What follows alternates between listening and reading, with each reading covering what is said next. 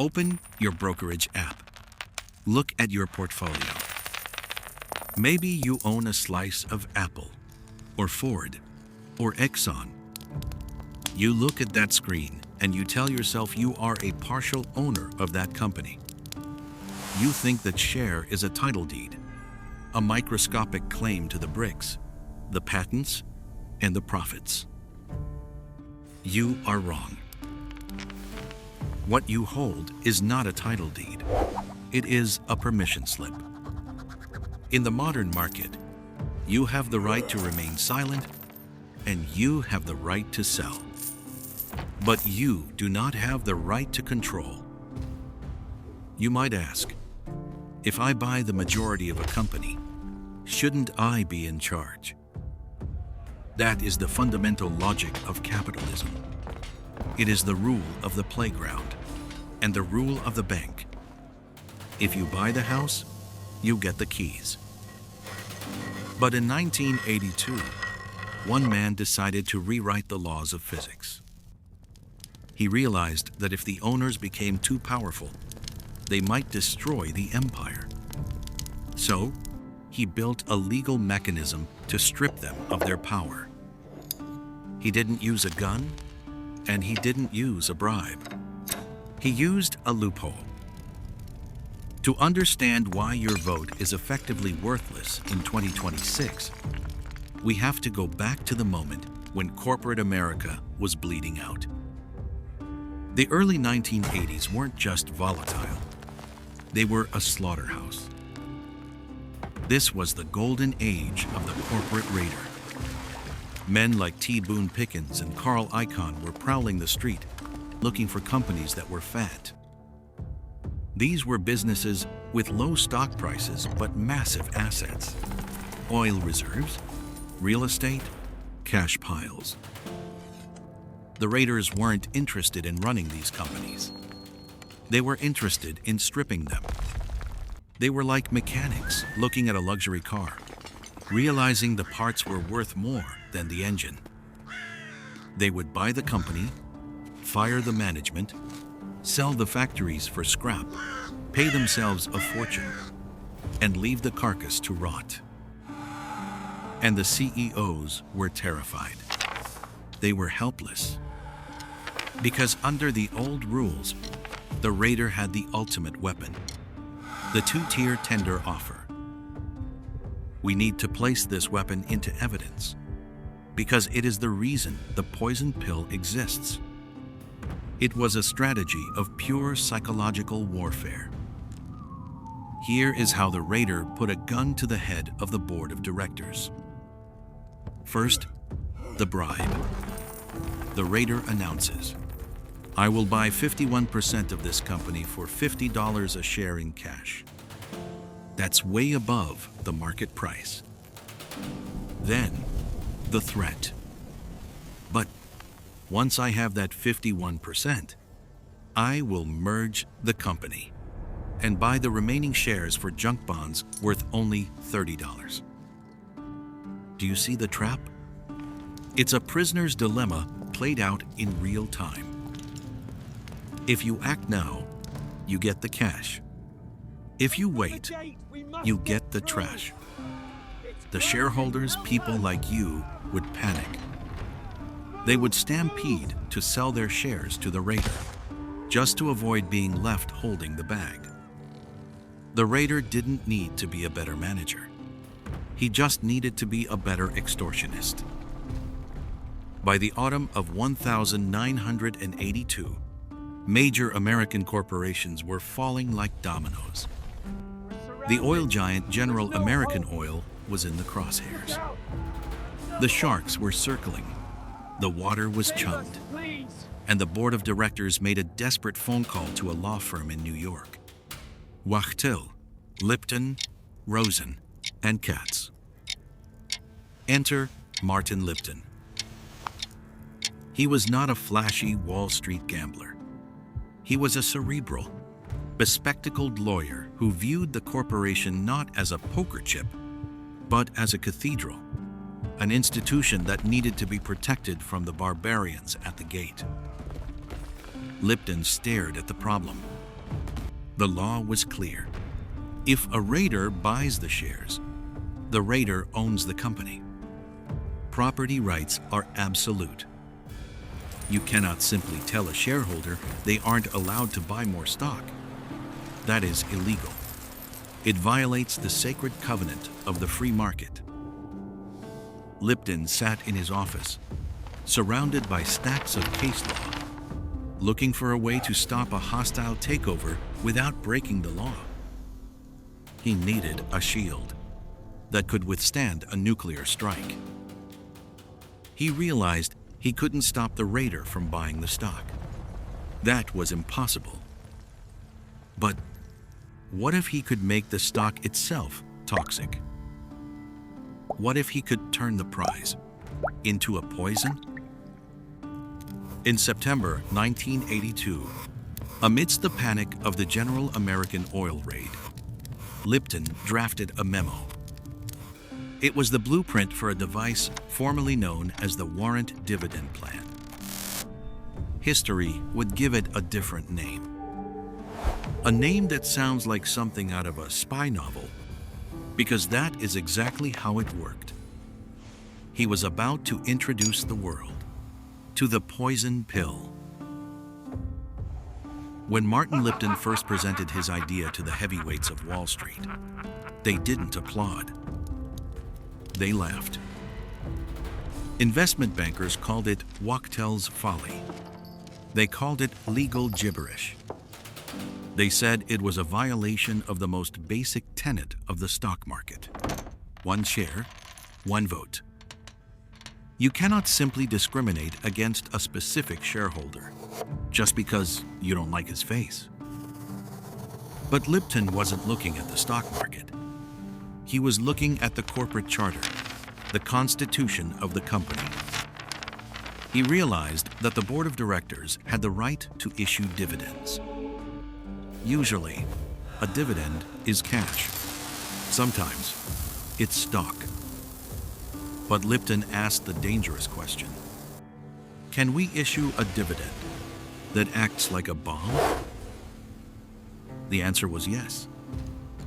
And the mechanism he built is terrifyingly elegant.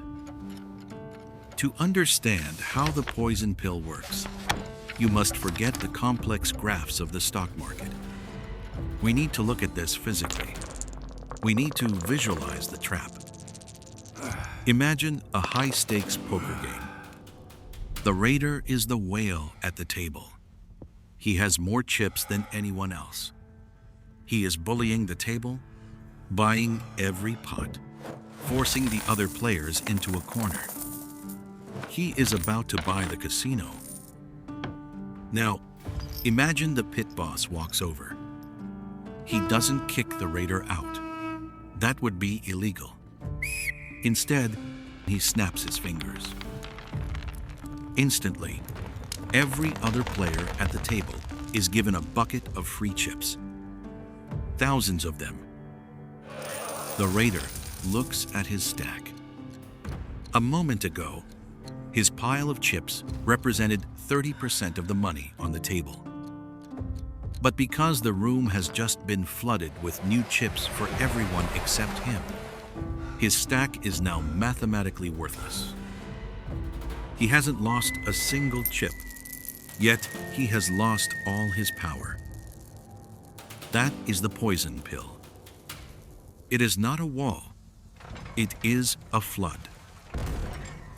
Now, let us strip away the metaphor and look at the smoking gun. We are looking at a standard shareholder rights plan, specifically the clause known as the flip-in. This is where we must be clinical. This is how the machine kills the deal. The strategy operates on a 3-stage timer. First, the dormant stage. The company issues a right attached to every single share of common stock. To the naked eye, this right is invisible.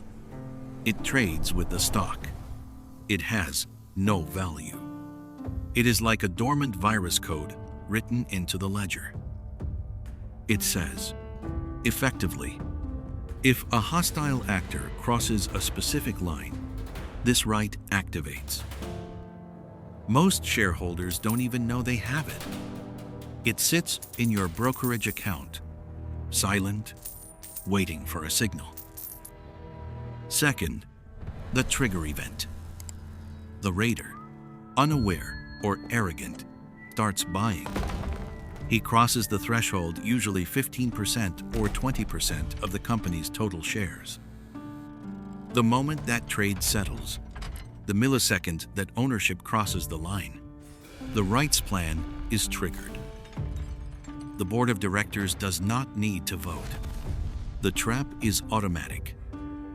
It separates the right from the share. The rights are now live ammunition. And third, the dilution. This is the flip-in. The company announces that every shareholder except the raider can now exercise their right. What does the right allow? It allows them to buy new shares of the company at a massive discount, typically 50% off the market price. Let's run the math on the victim's wallet. The stock is trading at $100. The raider has spent billions accumulating 20% of the company. Suddenly, every other shareholder can buy stock for $50. Rational human behavior takes over. Everyone buys the cheap stock. The market is instantly flooded with millions of new shares. The result is catastrophic dilution. The total number of shares in existence explodes. The price of each individual share plummets to adjust for the flood. The raider, who was excluded from the discount, watches his stake dissolve. He owned 20% of the company in the morning. By the afternoon, after the flood of new paper, he owns maybe 2% or 3%. His billions of dollars have been incinerated. To regain his 20% foothold, he would have to spend billions more to buy the new junk shares. It is financial suicide. Of course, the raiders didn't just take this lying down. They sued. They argued that this was a breach of fiduciary duty, that the board was entrenching itself, protecting their own jobs at the expense of the shareholders who wanted to sell. The war culminated in the Delaware Supreme Court, the highest authority in American corporate law. The case was Moran v. Household International, Inc. The courtroom was tense. The argument was fundamental. Does a board of directors have the right to say no to a sale, even if the price is good? On the 19th of November, 1985, the gavel came down. The court ruled in favor of Lipton. They stated that the board is not a passive agent. They are the guardians of the corporate entity. They have the right to use defensive mechanisms to protect the company from coercive offers. The poison pill was legal. The effect was instantaneous. The era of the hostile tender offer was effectively over. You rarely see a poison pill actually triggered today. You don't have to. The threat alone is enough.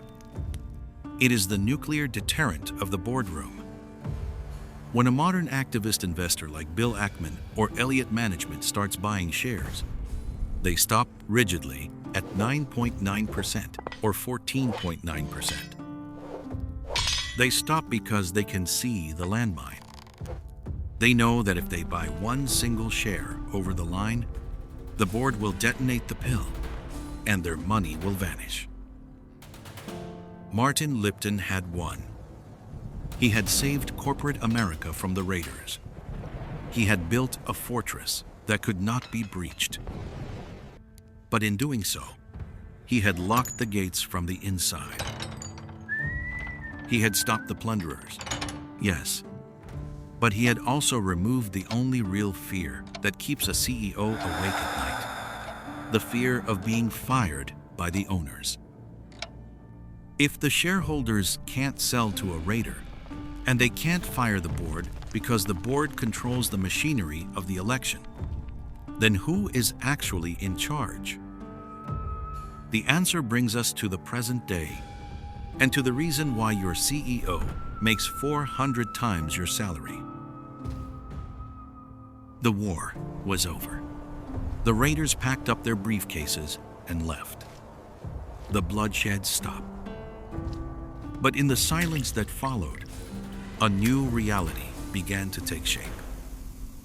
Martin Lipton had built a wall to keep the monsters out. But walls work both ways. When you build a fortress that cannot be breached, you also build a prison that cannot be escaped. The unintended consequence of the poison pill was the rise of the Imperial CEO. Before 1982, a CEO was a precarious employee. If he failed, if the stock price dropped, if the profits vanished, he knew the sharks would come. Fear was the primary motivator. It kept them honest. It kept them working for you, the shareholder. But after the pill, the fear evaporated. Suddenly, a board of directors could look at a takeover offer, an offer that might double the value of your shares, and simply say no. They didn't have to explain why. They didn't have to put it to a vote. They could simply point to the poison pill, smile, and tell the buyer to go to hell. This created the just say no defense. And it changed the psychology of American business forever. Let's look at the ledger of history. In the decades following the legalization of the poison pill, CEO compensation didn't just rise, it detached from reality. In 1980, the average CEO made about 40 times the average worker. By 2022, that ratio had exploded to nearly 400 times. Why? Because the market for corporate control had been broken. When you remove the threat of a hostile takeover, you remove the ultimate check on executive power. The managers became the owners in all but name.